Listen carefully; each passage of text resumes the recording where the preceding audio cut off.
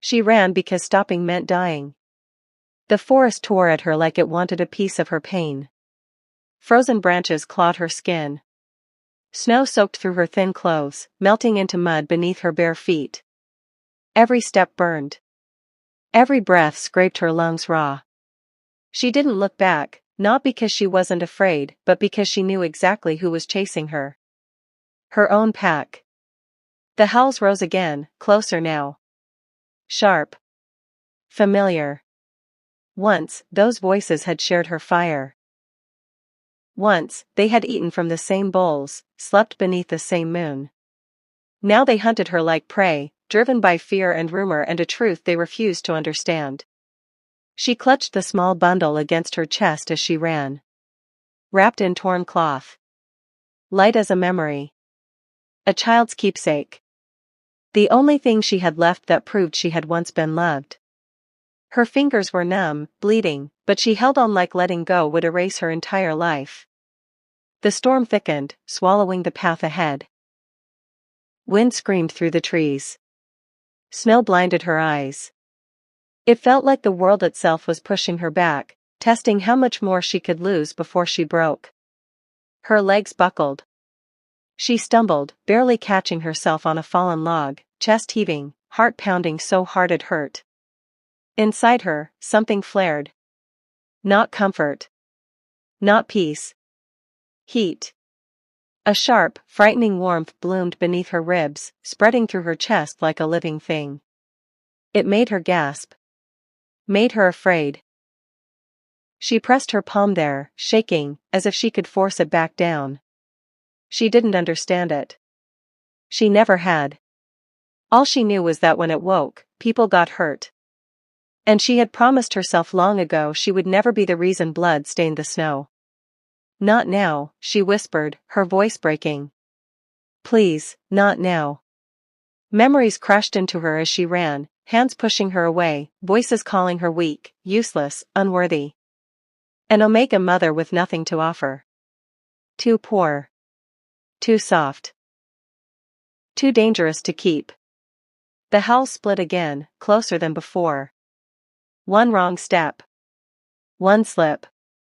One moment of weakness, and they would catch her. She ducked behind a fallen tree, pressing herself into the shadows, teeth chattering, tears freezing on her lashes. Shame and fear tangled in her chest, tight and suffocating.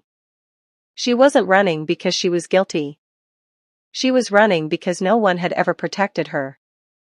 And if you love emotional shifter stories that break your heart and heal it again, subscribe to Moonlight Mate Stories. Every tale burns beneath the moon. The forest went silent all at once. Not the gentle kind of quiet, but the kind that presses against the skin, warning that something powerful has arrived. Her breath caught in her throat as a shape stepped out of the fog ahead of her, tall and immovable, blocking the narrow path like fate itself. He was massive. Dark fur rippled over a broad frame, half-shifted, muscles coiled with lethal control. Gold eyes burned through the storm, sharp and assessing, locking onto her with a focus that made her heart stutter. This wasn't one of her pack. This was an alpha who didn't need to prove it. She tried to turn. Tried to run. Her body refused. Stop, he said, and the word wasn't loud, but it carried weight. Command woven into sound. Then he said her name. She froze completely. Not because she wanted to. Because hearing her name from his mouth felt like being struck by lightning. It wasn't spoken with mockery or disgust. It wasn't sharp. It was certain. Like he had always known it belonged to her. How does he know me?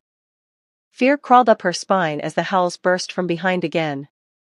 The wolves emerged from the fog, teeth bared, eyes wild with hunger and righteousness.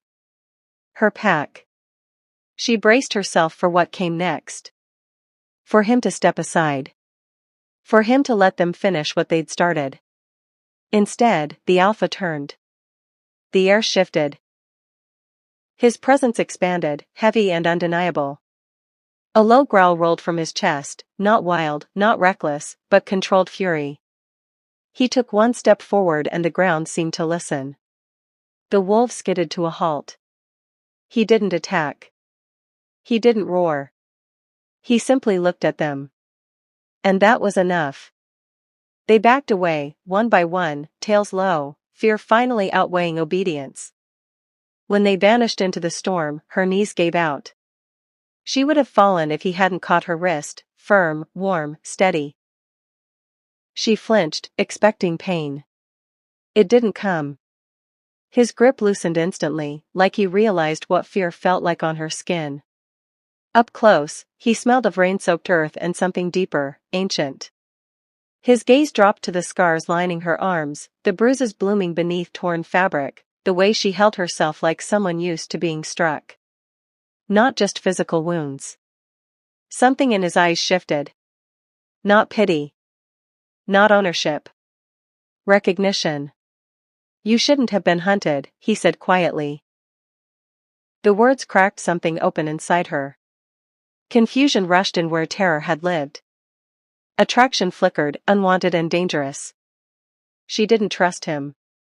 She couldn't. But as his gaze lingered, careful, restrained, almost reverent, one terrifying thought settled deep in her chest. For the first time in her life, someone powerful had chosen not to hurt her. And she didn't know whether that made him her greatest danger, or her only chance. The moment stretched, heavy and trembling, and with it came the memories she never allowed herself to touch. Because standing that close to power always dragged her backward. She remembered what it meant to be small.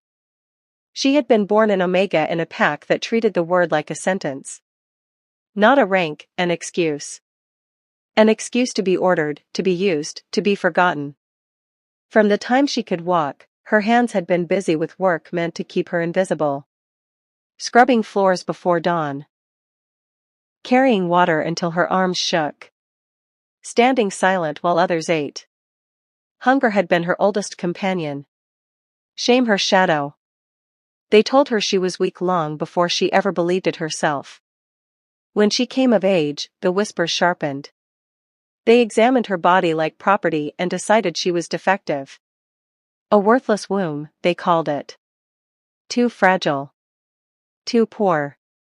Too empty to matter. The word barren followed her like a brand burned into skin she could never shed. Love, she learned early, was not meant for wolves like her. Then came the night that changed everything. She had been sent beyond the border to dump scraps, food too spoiled for even servants. The forest had been quiet, wrongfully so. And then she heard it. A sound too small to be dangerous. Too broken to be a threat. A pup. He was trapped beneath fallen branches, fur matted with blood, eyes bright with terror and rage. An alpha-born pup.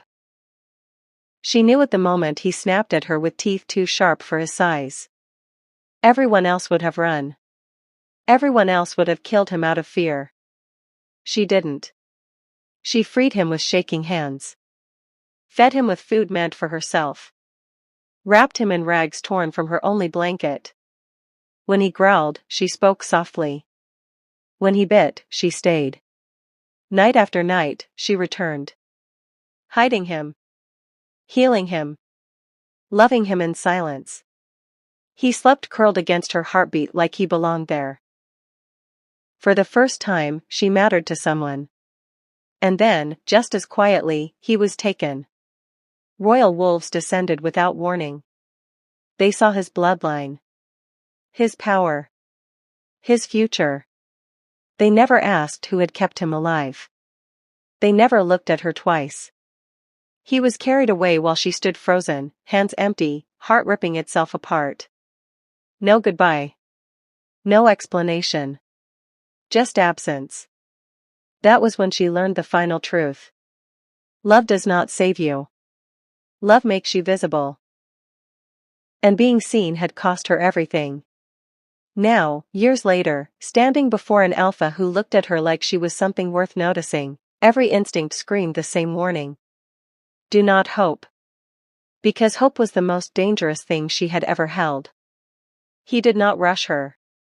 That alone unsettled her more than the chase, more than the cold, more than the wolves that had hunted her through the night. The alpha turned and walked deeper into the forest, not once looking back, certain she would follow. And she did, because something older than fear pulled at her chest now, tugging her forward with a slow, aching insistence. The trees changed as they moved. Their trunks twisted wider, bark etched with lines too deliberate to be natural. The air thickened, heavy with a hum she felt in her bones before she heard it. They entered a grove no pack claimed. A forbidden place.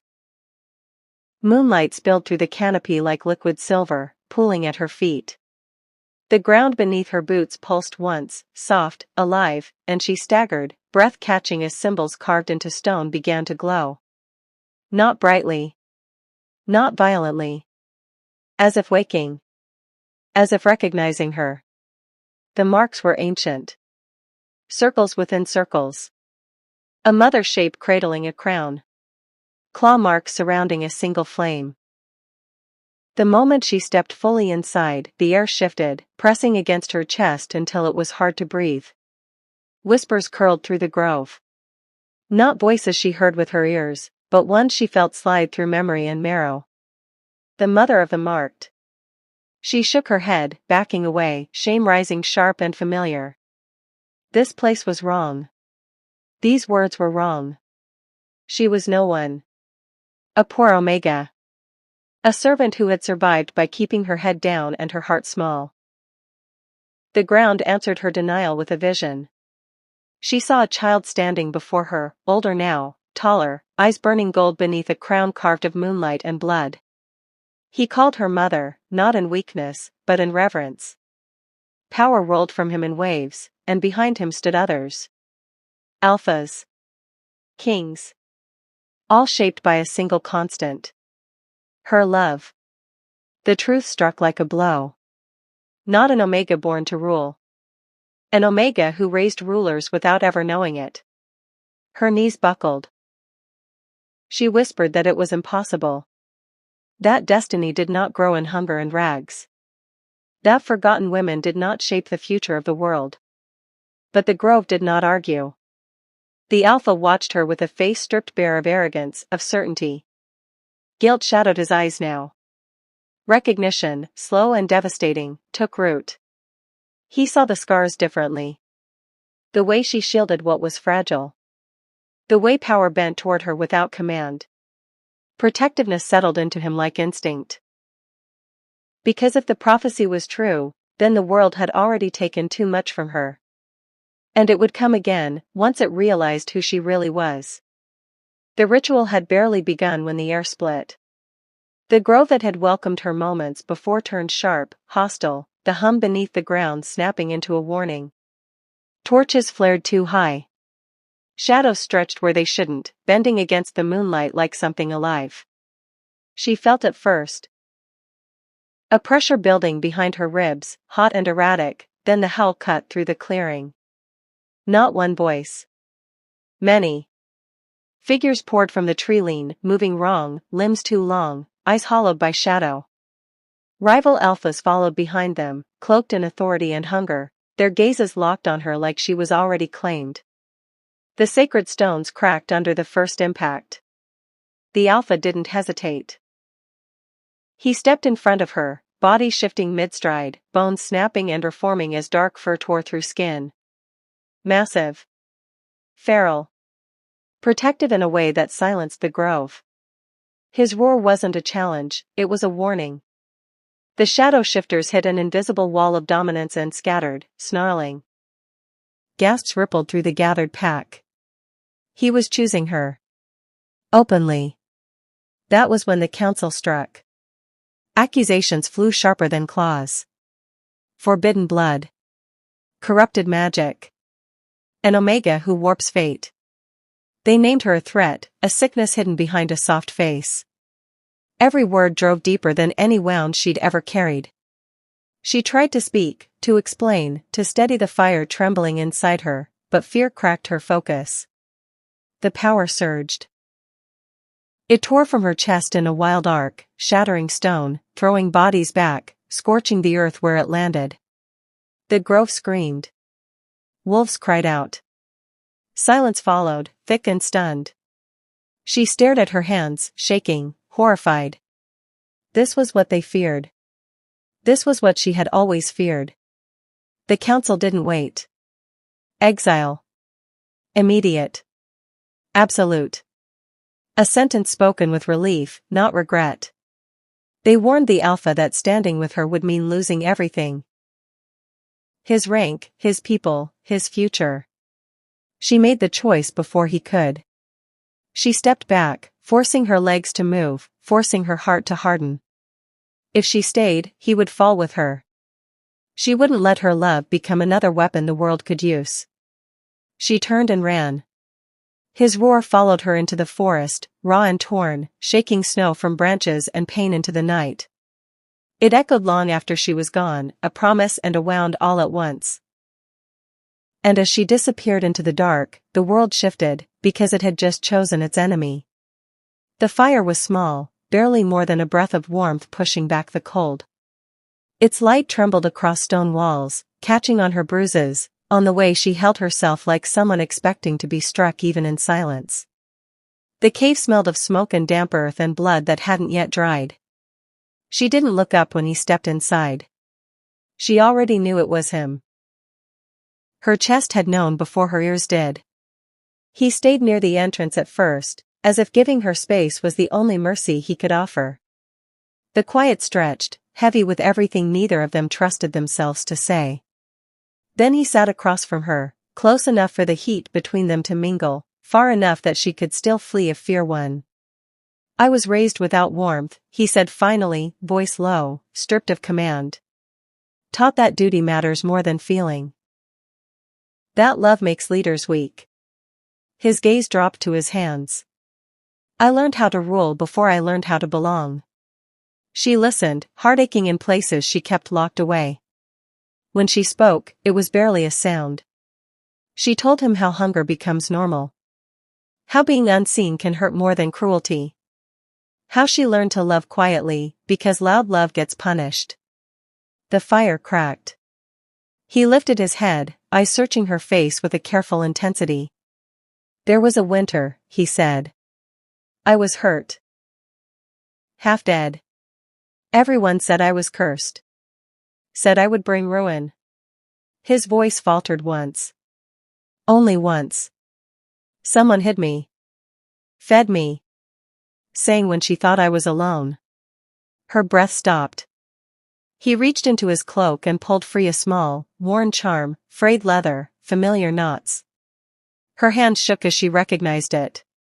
She had tied that with frozen fingers, whispering promises she never believed the world would keep. It was you, he said. Not a question. A truth finally finding its name. The sound she made wasn't a sob. It was something breaking open. She folded inward, grief and love crashing together, and he crossed the space between them without thinking, holding her as if letting go might undo them both. Their foreheads touched. Breath tangled. The pull between them sharpened, undeniable, terrifying. His mouth hovered near hers, restraint trembling. Footsteps echoed outside. They froze. A presence stepped into the firelight, tall, broad, eyes too old for his youth. Power rolled off him, raw and instinctive. He looked at her, really looked, and something ancient softened in his expression. Mother, he said, voice rough with certainty. The word struck her like fate. She shook her head, tears spilling. I don't belong here, she whispered, fear clawing back control. I never have. But the fire burned steadier now. And none of them stepped away. They did not give her time to breathe before they dragged her into the open. Stone beneath her feet. Torches blazing too bright. The night packed tight with wolves who once pretended she was invisible and now stared like she was a wound they couldn't close. The air smelled of fear, sharp and bitter, but it wasn't hers. It belonged to them. The council stood in a half-circle, robes heavy, eyes colder than the snow still clinging to her hair. One of them stepped forward and spoke her name aloud, slow and deliberate, as if saying it stripped her of the right to exist. Another seized her wrist and forced her palm upward. The mark ignited. light tore through the darkness. Symbols burned into her skin, ancient and alive, responding to the crowd like a living thing. Gasps rippled outward. Someone cried out in awe. Someone else spat in disgust. The mother of the marked, an elder declared, voice trembling with something that sounded like fear dressed as authority. The prophecy is clear. They did not read it as it was meant to be read. She will destroy us, another voice cut in. Her love will raise kings, and kings will burn the old world. She is corruption wrapped in mercy. The word thread echoed until it became a verdict. Execution was announced like a mercy. She searched for him then. Found him standing rigid at the edge of the circle, power coiled tight beneath his skin. Their eyes met. She needed him to move. To speak. To choose. He hesitated. Just a breath. Just a flicker of doubt forced there by a lifetime of rule and expectation. But it was enough.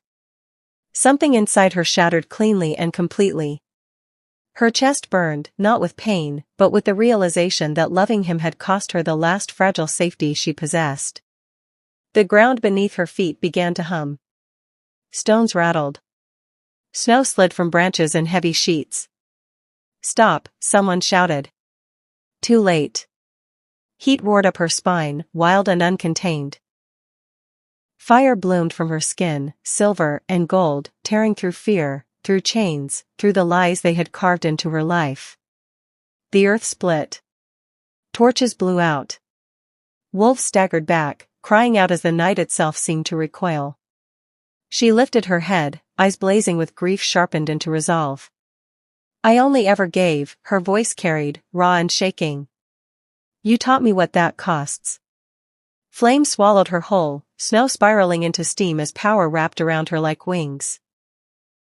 In one blinding surge, she vanished, leaving cracked stone, scorched prophecy, and a silence so heavy it felt like mourning. And somewhere in that silence, regret finally learned her name. She did not return the way they expected. The air split first. A low, rolling thunder pushed through the valley, vibrating bone and stone alike. Wolves lifted their heads, instinct screaming before their minds could catch up. The ground glowed in thin fractures, silver light seeping through like breath forced through clenched teeth. Then she stepped out of it. No chains. No fear. No bowed head. Flame moved with her, not wild now, but disciplined, silver threaded with gold, wrapped close to her skin like a living crown. Her presence pressed outward, not loud, not cruel, just absolute. Every wolf felt it. Knees bent without permission. Hearts stumbled.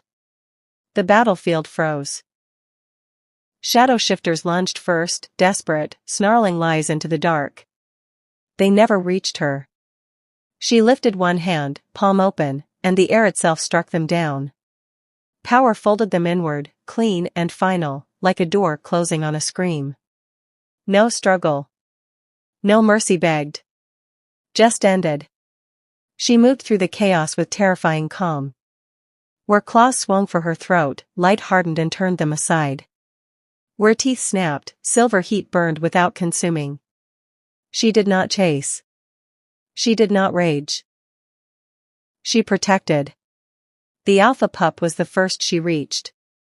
He stood frozen, too young to understand the weight of what hunted him, eyes wide with confusion and something older, recognition. She placed herself in front of him without looking back. The world broke against her instead. Enough, she said, and the word carried like law. The pack felt it then. Not dominance. Not command. Something deeper. The certainty of being seen. Of being guarded. The alpha approached her slowly, reverently, as though any sudden movement might fracture the moment. His voice failed him. His pride burned low and humbled. She turned to the council, to the wolves who had named her curse and corpse in the same breath.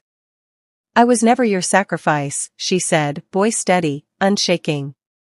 I fed the forgotten. I raised the abandoned. I shaped kings with nothing but love and hunger and bone-deep hope. The silver flame flared higher. I raised protectors, she finished. Not monsters. The earth answered her. Deep beneath the valley, something old stirred, slow, vast, awake. Stone groaned. Ancient wards cracked like ice on a river.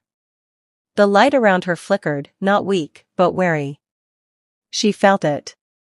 Whatever slept below had felt her too. The battle was over. The war had just begun. Silence fell like a held breath. Smoke thinned. Ash drifted down slowly, settling on broken ground and cooling stone. No one moved. Not the council. Not the warriors. Not even the wounded who still lay gasping at the edge of the field.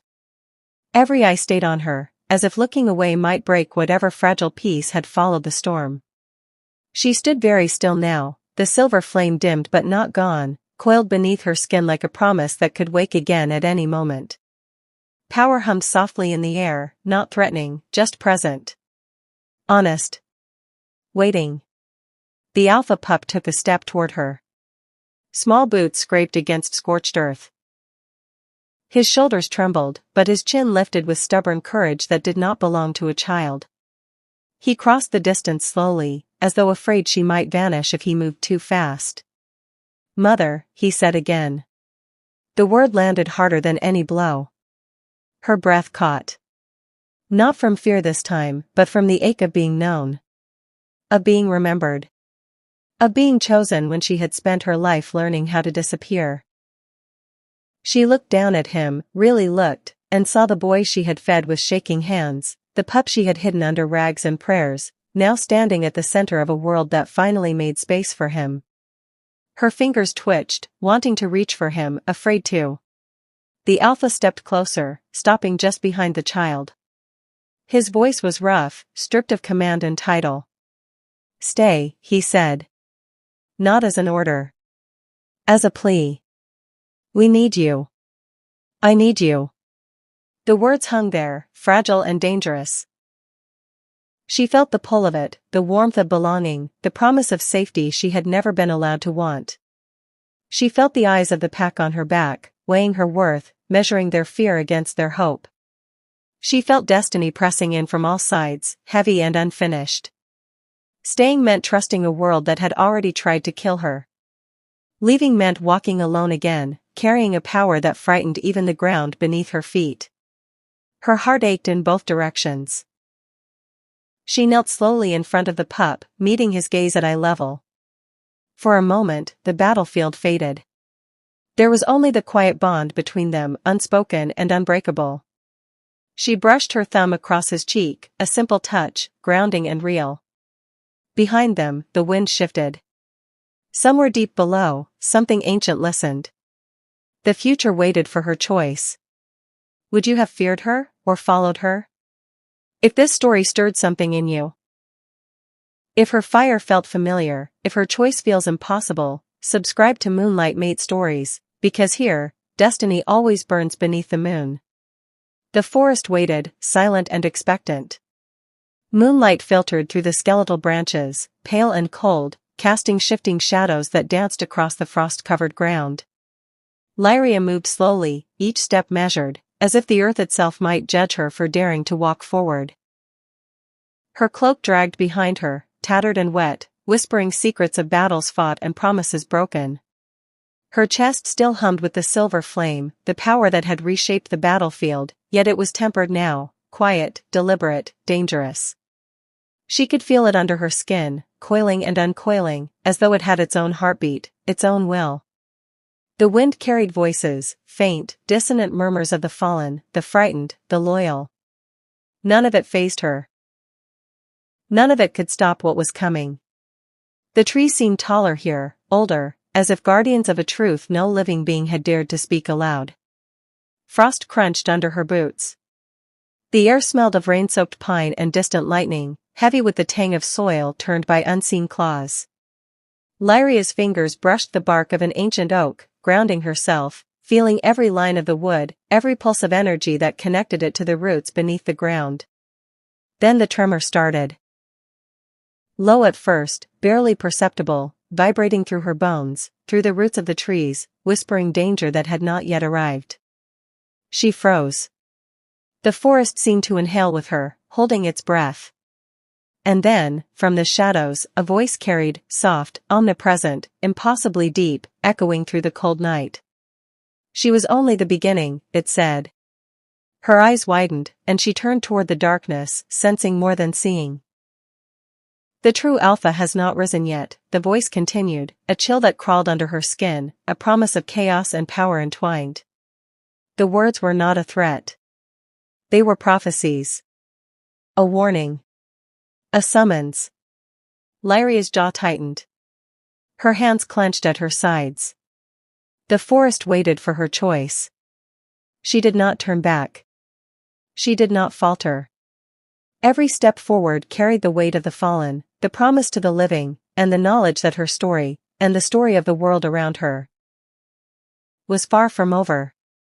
Somewhere deep beneath the earth, something ancient stirred. And above, the moon flickered, as if acknowledging that the fire she carried was only the first spark. The journey was not done. The Alpha was yet to rise. And Lyria, mother of kings, keeper of lost flames, would be at the center of what came next.